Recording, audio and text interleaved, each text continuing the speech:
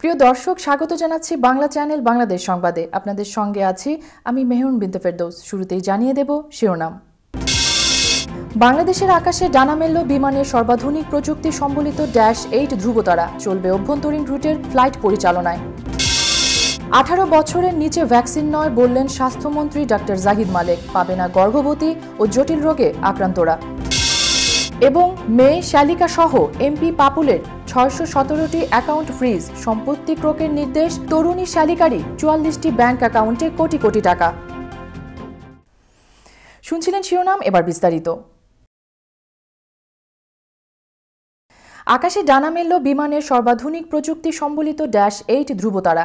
বাংলাদেশ ও Canada সরকারের মধ্যে G2G চুক্তির ভিত্তিতে যে 3টি -8-400 উড়োজাহাজ কেনা হয়েছে, এর মধ্যে ধ্রুবতারাই প্রথম বহরে যুক্ত হলো। সকালে ভিডিও কনফারেন্সের মাধ্যমে বিমান বাংলাদেশের নতুন উড়োজাহাজ ধ্রুবতারা উদ্বোধন করেন প্রধানমন্ত্রী শেখ হাসিনা। বিস্তারিত দেখুন রিপোর্টে।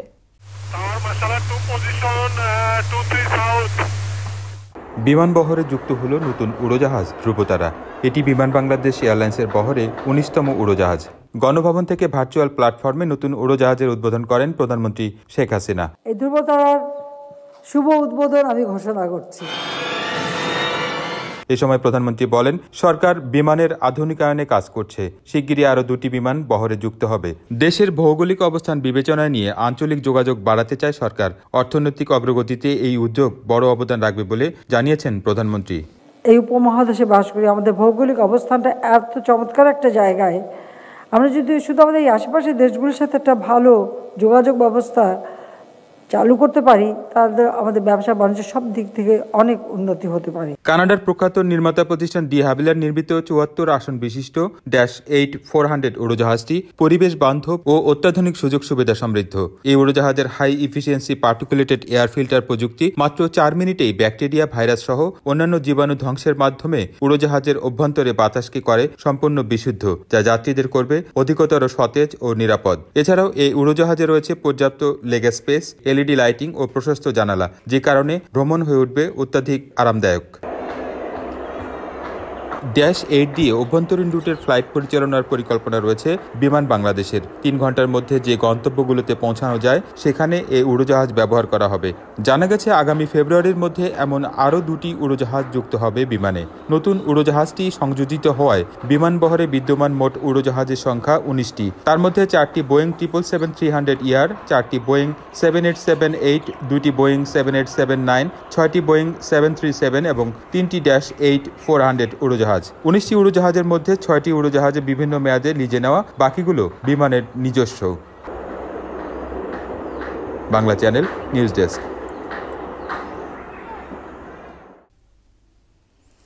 এদিকে প্রধানমন্ত্রী শেখ হাসিনা বলেছেন, আমরা যারা রাজনীতি করি তাদের জন্য ক্ষমতার চেয়ার ও কারাগার পাশাপাশি থাকে, যেটা খুবই স্বাভাবিক। 2007 সালে ক্ষমতা ছাড়াও কিন্তু সবার আগে আমাকেই গ্রেফতার করা হয়েছে। রাজনীতি করতে গেলে জেলে যেতে হতে পারে, সেটা জানি।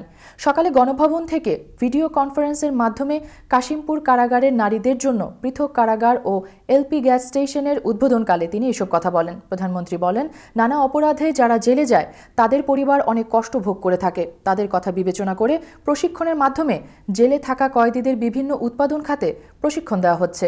প্রশিক্ষণ নিয়ে অনেকেই বিভিন্ন পণ্য উৎপাদন করছে, যার প্রাপ্ত অর্থের অর্ধেক কয়েদিদের দেওয়া হচ্ছে কিংবা জমা রাখা হচ্ছে। সেই টাকা তারা নিজের কাছেও রাখতে পারেন, আবার পরিবারের কাছে পাঠাতে পারেন। কারাগার থেকে বেরিয়ে যেন আগের মতো অপরাধমূলক কাজে জড়িয়ে না পড়ে, সে লক্ষ্যই কারাগারগুলোতে প্রশিক্ষণ ও বসবাসস্থলের মান উন্নয়ন করা হচ্ছে বলেও জানান তিনি। আমরা কারাগারগুলির উন্নতিও করে যাচ্ছি। নতুন কারাগার নির্মাণ করা হয়েছে কেরানীগঞ্জে। আপনারা যদি দেখেন, এই কারাগারটা যথেষ্ট উন্নত মানের করা হয়েছে। আওয়ামী লীগের সাধারণ সম্পাদক এবং সড়ক পরিবহন ও সেতুমন্ত্রী ওবায়দুল কাদের বলেছেন, বিএনপির আত্মবিশ্বাস তলানিতে ঠেকেছে বলেই তারা নির্বাচনে জয় পরাজয় নির্ধারণের আগেই হেরে যায়। সকালে তার সরকারি বাসভবন থেকে সমসাময়িক বিষয় নিয়ে আয়োজিত সংবাদ সম্মেলনে তিনি এই কথা বলেন। বিএনপি রাজনীতিকে কচ্ছপের সঙ্গে তুলনা করে তিনি বলেন, তারা একবার মাথা বের করে, পরক্ষণেই আবার মাথা লুকিয়ে নেয়। বিএনপির আত্মবিশ্বাস তলানিতে ঠেকেছে বলেই তারা নির্বাচনে জয় পরাজয়ের আগেই হেরে যায়। সরকার বিভিন্ন মামলার রায় নাকি আদালতকে ব্যবহার করছে। বিএনপি নেতাদের এমন অভিযোগের জবাবে আওয়ামী লীগের সাধারণ সম্পাদক বলেন, প্রকৃতপক্ষে দেশের বিচার বিভাগ স্বাধীনভাবে কাজ করছে। উচ্চ ও নিম্ন আদালতে সরকারের কোনো হস্তক্ষেপ নেই। আইনের প্রতি সম্মান আছে বলেই বিচারিক প্রক্রিয়াকে কোনোভাবেই বাধাগ্রস্ত করতে চায় না, বরং বিএনপি দ্বিচারিতার আশ্রয় নিয়ে আইন আদালতকে ঘিরে তারা মামলায় জিতলে বলে বিচার বিভাগ স্বাধীন। আসলে বিএনপি রাজনীতি কচ্ছপের মতো, একবার মাথা বের করে তো পরক্ষণে আবার মাথা লুকায়। তারা ভোগের সিদ্ধান্তহীনতায় দায় চাপায় সরকারের উপর। বিএনপির আত্মবিশ্বাস তলানিতে ঠেকেছে বলেই তারা নির্বাচনে জয় পরাজয়ের আগেই হেরে বসে থাকে। পটুয়াখালীর কলাপাড়ায় স্বামীর অত্যাচার সইতে না পেরে 3 সন্তানের জননী রুবি আক্তার নামের এক গৃহবধূর আত্মহত্যা করার অভিযোগ পাওয়া গেছে। গতকাল রাত 11:30টার দিকে উপজেলার চাকামাইয়া ইউনিয়নের কাঁঠালপাড়া গ্রামে এই ঘটনা ঘটে। পারিবারিক সূত্রে জানা যায়, বেশ কয়েকদিন যাবৎ স্বামী স্ত্রীর মধ্যে পারিবারিক বিষয় নিয়ে সমস্যার সৃষ্টি হয়ে আসছিল।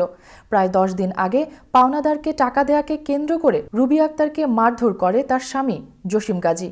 রুবি স্বামীর অত্যাচার সইতে না পেরে বাবার বাড়ি চলে যায়। পরে গত মঙ্গলবার স্থানীয় মকবুল দফাদার সালিশ বৈঠক ডেকে তাদের মীমাংসা করে বাড়িতে পাঠিয়ে দিলে গতকাল রাতে রুবি বিষ পানে আত্মহত্যা করে। কলাপাড়া থানার ভারপ্রাপ্ত কর্মকর্তা খন্দকার মোস্তাফিজুর রহমান জানান, লাশ উদ্ধার করে ময়নাতদন্তের জন্য পটুয়াখালী মর্গে পাঠানো হয়েছে। এই ঘটনায় একটি মামলা দায়েরের প্রস্তুতি চলছে।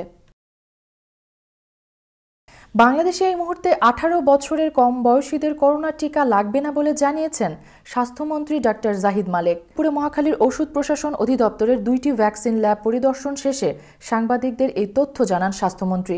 ডাক্তার জাহিদ বলেন, আমাদের দেশের মোট জনসংখ্যার অর্ধেকের বয়স 25 বছরের নিচে, আর 18 বছরের নিচে 40% মানুষ। এই মুহূর্তে এদের ভ্যাকসিনের দরকার নেই। এছাড়া গর্ভবতী নারী ও কিছু অন্য জটিল রোগে আক্রান্ত রোগীদের এই ভ্যাকসিন দেওয়া হবে না। কাজেই আমাদের মোট জনসংখ্যার প্রায় 5.5 কোটি মানুষের এই মুহূর্তে ভ্যাকসিন প্রয়োজন হবে না। 18 বছরের নিচে যারা ভ্যাকসিন তারা গ্রহণ করবে না। প্রায় 40% পপুলেশনই সেখানে। 5.5 কোটি লোক ভ্যাকসিনের এই মুহূর্তে আমাদের প্রয়োজন হবে না। যেটা দিচ্ছি সেটাও প্রায় 5.5 কোটি। নিচ্ছি ছোট্ট একটি বিরতি, ফিরে এসে থাকছে। মেয়ে শালিকা সহ এমপি পাপুলের 617টি অ্যাকাউন্ট ফ্রিজ। সম্পত্তি ক্রোকের নির্দেশ, তরুণী শালিকারই 44টি ব্যাংক অ্যাকাউন্টে কোটি কোটি টাকা।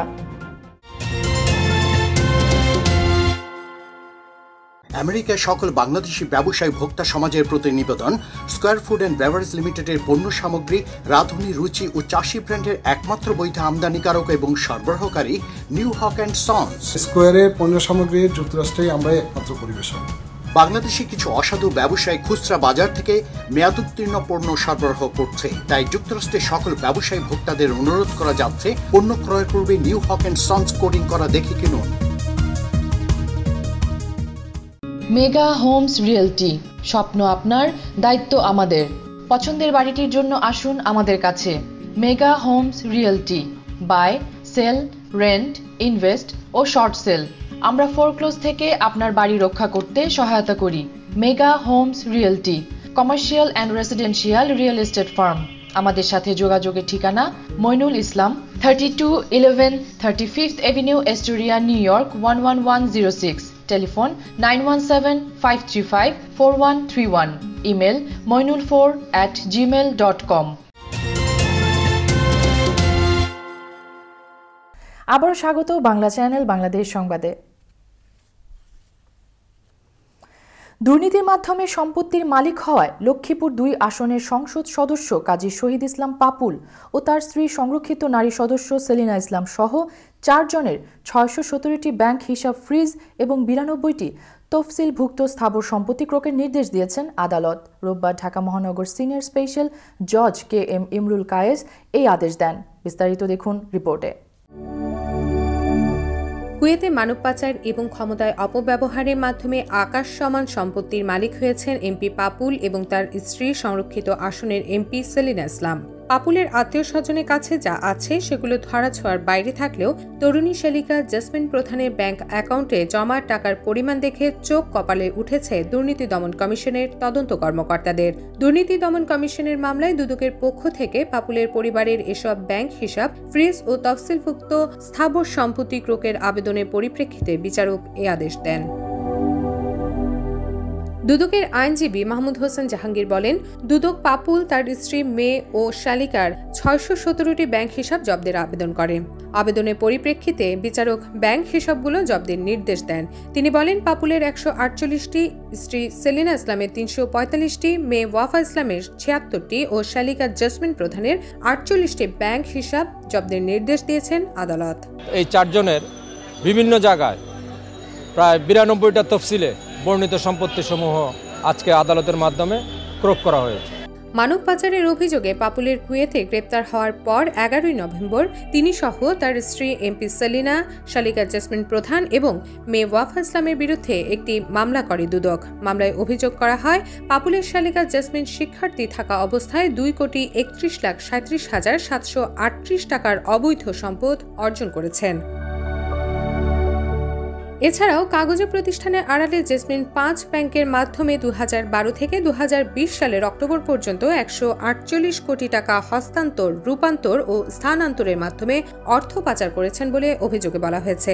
মামলায় প্রধান আসামি জেসমিনের বিষয়ে বলা হয়, তিনি ছাত্রী থাকা অবস্থায় বোন সেলিনা ইসলাম ও ভগ্নিপতি শহীদ ইসলাম পাপুলের অবৈধ অর্জিত অর্থ মানি লন্ডারিং করে বৈধতায় রূপ দিতে লীলামালী নামে একটি কাগজের প্রতিষ্ঠান গড়ে তোলেন।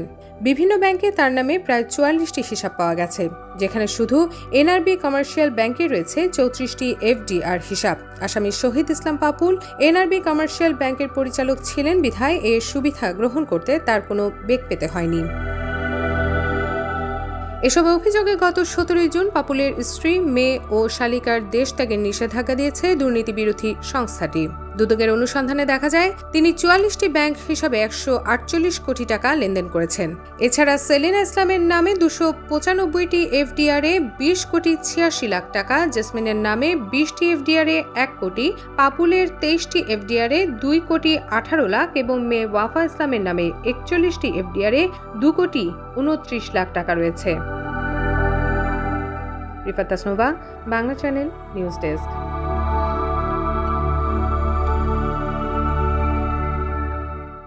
এদিকে সংসদ সদস্য কাজী শহীদ ইসলাম পাপুলের স্ত্রী ও সংরক্ষিত নারী সদস্য সেলিনা ইসলাম এবং তার মেয়ে ওয়াফা ইসলামের জামিন মঞ্জুর করেছেন আদালত। রবিবার বিকালে ঢাকা মহানগর সিনিয়র স্পেশাল জজ KM ইমরুল কায়েসের আদালতে আত্মসমর্পণ করে জামিন আবেদন করেন তারা। পরে আদালত তাদের জামিন মঞ্জুর করেন। এর আগে দুদক ও সিআইডির মামলায় এমপি পাপুল ও তার পরিবার সহ ৬ ব্যক্তি ২ প্রতিষ্ঠানের সব সম্পদ জব্দের নির্দেশ দেন আদালত। দুপুরে মুখ্য মহানগর হাকিম আদালতে সিআইডি ও দুদকের আইনজীবীর পৃথক পৃথক আবেদনে সম্পদ ও ব্যাংক হিসাব জব্দের আদেশ দেন আদালত। রাত পোহালেই পটুয়াখালীর কুয়াকাটা পৌরসভা নির্বাচন। দ্বিতীয়বারের মতো অনুষ্ঠিত এই নির্বাচনে ৮,১২২ জন ভোটারের বিপরীতে মেয়র পদে ৪ জন, ৯টি কাউন্সিলর পদে ৩২ জন এবং সংরক্ষিত ৩টি নারী কাউন্সিলর পদে ৮ জন প্রার্থী প্রতিদ্বন্দ্বিতা করছেন। ইতিমধ্যে সকল প্রস্তুতি সম্পন্ন করেছে নির্বাচন কমিশন। এই পৌরসভায় প্রথমবারের মতো ইভিএম পদ্ধতিতে ভোট গ্রহণ উপলক্ষে দিনব্যাপী মক ভোটিং অনুষ্ঠিত হয়েছে। এদিকে গতকাল রাত ১২টা থেকে সকল ধরনের প্রচারণা বন্ধ ঘোষণা করেছে নির্বাচন কমিশন। এছাড়া অবাধ, সুষ্ঠু ও নিরপেক্ষ নির্বাচন সম্পন্নের লক্ষ্যে ২৯শে ডিসেম্বর পর্যন্ত স্থানীয় পর্যবেক্ষক ও দর্শনার্থীদের কাছে কুয়াকাটার হোটেল মোটেলের কক্ষে বরাদ্দ না দেওয়ার অনুরোধ জানিয়েছেন নির্বাচন কমিশন। এবার আন্তর্জাতিক প্রসঙ্গ।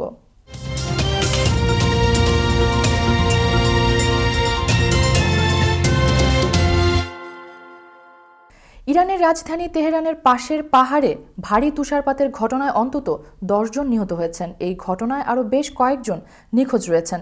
জানা গেছে, উপসাগরীয় অঞ্চলের ঝড়ের কারণে একটি জাহাজের ৭ জন ক্রু নিখোঁজ আছেন। গত কয়েকদিন ধরে ইরানের বেশ কয়েকটি জায়গায় ভারী তুষারপাত ও বাতাসের জেরে বহু রাস্তা বন্ধ হয়ে আছে এবং পরিবহন ব্যাহত হয়েছে। গত শুক্রবার দুজন আরোহী মারা যাওয়ার খবর বের হলে আরোহীদের পরিবারের সদস্যদের মধ্যে উদ্বেগ দেখা যায়। এরপর আরোহীদের পরিবারের সদস্যরা যথাযথ কর্তৃপক্ষের সঙ্গে যোগাযোগ করে। সরকারিভাবে অভিযান চালিয়ে পাহাড় থেকে 9 জনের মরদেহ উদ্ধার করা হয়েছে। পরে হাসপাতালে নিয়ে আসার পর আরেকজনের প্রাণহানি ঘটে। দক্ষিণ চীনের কিনঘাই প্রদেশের নাংকিয়ান ও উসু কাউন্টির আকাশে আগুনের গোলা দৃশ্যমান হয়েছে। চোখ ঝলসে দেওয়া সেই গোলাকে এরপর ক্রমশ নিচের দিকে নেমে যেতে দেখা যায়। তারপর একসময় মিলিয়েও যায় দিগন্তে। স্বাভাবিকভাবেই এমন অদ্ভুত দৃশ্যের ভিডিও ভাইরাল হয়ে গিয়েছে। নেটিজেনরা চমকে উঠেছেন ওই দৃশ্য দেখে। জানা গেছে সকালবেলাতেই ওই আগুনের গোলাকে আকাশে দেখা গিয়েছে বলে জানিয়েছেন সেখানকার বাসিন্দারা। কেবল আলোই নয়, ওই গোলা যাওয়ার সময় বিকট শব্দও হচ্ছিল বলে জানিয়েছেন প্রত্যক্ষদর্শীরা।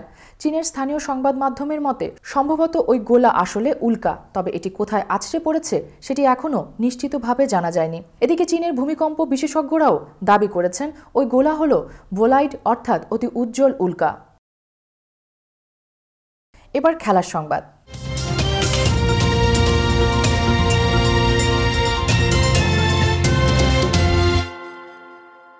এক দশকের তথা গত 10 বছরে ওয়ানডে ক্রিকেটের মাঠ মাতিয়েছেন এমন সব ক্রিকেটারকে নিয়ে একটি সেরা একাদশ গঠন করেছে ক্রিকেটের অভিভাবক সংস্থা আইসিসি। সেই দশক সেরা একাদশে তথা বিরল 11 জন ক্রিকেটারের তালিকায় ঠাঁই করে নিয়েছেন বাংলাদেশের সাকিব আল হাসান। ক্রিকেটের রথী মহারথীদের ভিড়ে বাংলাদেশের কেউ থাকবেন এটা এখন আর বিস্ময়কর নয়। অন্তত গত এক দশকে সাকিব তামিমরা সেটা প্রমাণ করে দিয়েছেন। এবার সেই স্বীকৃতি মিলল আইসিসির পক্ষ থেকেও। সাকিব আল হাসানকে সেরা একাদশে জায়গা দিয়ে আইসিসি সেরা একাদশে রয়েছেন Rohit Sharma, David Warner, Virat Kohli, AB de Villiers, Shakib Al Hasan, Mahendra Singh Dhoni, Ben Stokes, Mitchell Starc, Trent Boult, Imran Tahir এবং লাসিথ মালিঙ্গা। এই ছিল বাংলা চ্যানেল বাংলাদেশ সংবাদে। শেষ করার আগে শিরোনামগুলো জানিয়ে দিচ্ছি আরও একবার। বাংলাদেশের আকাশে ডানা মেলল বিমানের সর্বাধুনিক প্রযুক্তি সম্বলিত -8 ধ্রুবতারা, চলবে অভ্যন্তরীণ রুটের ফ্লাইট পরিচালনায়। 18 বছরের নিচে ভ্যাকসিন নয় বললেন স্বাস্থ্যমন্ত্রী ডক্টর জাহিদ মালেক, পাবে না গর্ভবতী ও জটিল রোগে আক্রান্তরা। এবং মেয়ে শালিকা সহ এমপি পাপুলের 617টি অ্যাকাউন্ট ফ্রিজ, সম্পত্তি ক্রোকের নির্দেশ, তরুণী শালিকারই 44টি ব্যাংক অ্যাকাউন্টে কোটি কোটি টাকা। নিয়মিত বাংলা চ্যানেল দেখতে চোখ রাখুন ফেসবুক, ইনস্টাগ্রাম, টুইটার ও ইউটিউব চ্যানেলেও। প্রতিদিন বাংলা চ্যানেল বাংলাদেশ সংবাদ দেখুন বাংলাদেশ সময় রাত 11টা এবং নিউ ইয়র্ক সময় দুপুর 12টায়। এছাড়াও ভিজিট করুন বাংলা চ্যানেলের অফিসিয়াল ওয়েবসাইট www.banglachannel24.com-এ। দর্শক, করোনা ভাইরাস মহামারীর সময় সুরক্ষিত থাকতে 20 সেকেন্ড ধরে হাত ধোয়ার অভ্যাস চালু রাখুন। প্রয়োজনে হ্যান্ড স্যানিটাইজার ব্যবহার করুন। বাইরে গেলে অবশ্যই নিজের সুরক্ষায় মাস্ক ব্যবহার করুন। সুস্থ থাকুন, বাংলা চ্যানেলের সঙ্গেই থাকুন।